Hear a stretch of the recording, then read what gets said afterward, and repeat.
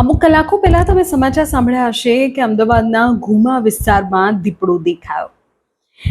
અત્યારે આ દીપડાની દહેશતને લઈને જ એક વધુ સમાચાર સામે આવી રહ્યા છે। અમદાવાદથી જ આ સમાચાર છે। ઘુમા બાદ હવે ચાંદખેડા અને જુંડાલ વિસ્તારમાં દીપડો દેખાયો હોવાનો દાવો કરવામાં આવ્યો છે।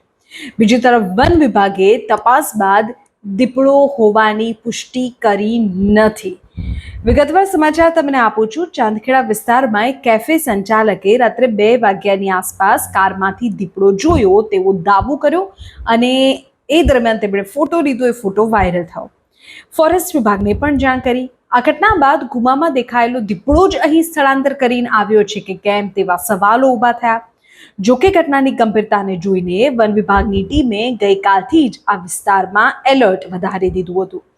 સાણંદના આરએફઓ હરેશ દેસાઈ એવું કહે છે કે વન વિભાગની 4 અલગ અલગ ટીમ દ્વારા શક્ય તમામ સ્થળોએ સઘન સર્ચ કરવામાં આવ્યું, ઓપરેશન ચલાવવામાં આવ્યું, પણ તપાસ દરમિયાન દીપડો હોવાના કોઈ જ પુરાવા મળ્યા નથી, કોઈ પગલાં પણ મળ્યા નથી। અને તમે થોડું પ્રેક્ટિકલી પણ જુઓ તો ઘુમાથી ચાંદખેડાનું અંતર 20 કિલોમીટરથી વધુ છે અને વચ્ચે એકદમ શહેરી વિસ્તાર આવે છે, જુંડાલ જેવો અર્બન એરિયા, જેથી દીપડો ત્યાં સુધી પહોંચ્યો હોવાની શક્યતા નહિવત છે એવું સામે આવી રહ્યું છે। એક તરફ પ્રત્યક્ષદર્શીઓએ ફોટો સાથે દાવો જરૂર કર્યો છે, પણ વન વિભાગે સ્પષ્ટ કર્યું છે કે હજુ સુધી દીપડાની કોઈ પુષ્ટિ થઈ નથી।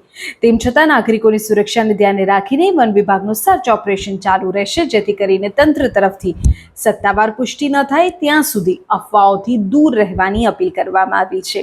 એટલે એક તરફ સ્થાનિકનો દાવો છે તો બીજી તરફ વન વિભાગની અત્યારે એવી વાત છે કે કોઈ જેવા પુરાવા મળ્યા નથી કે આ વિસ્તારમાં દીપડો છે તેમ કહી શકાય। પણ છતાં પણ થોડી સાવધાની, થોડા સતર્ક રહેવાની જરૂર છે અને આ તમામની વચ્ચે અફવાઓથી દૂર રહેવાની જરૂર છે, કારણ કે અફવા જ સૌથી મોટો ડર છે।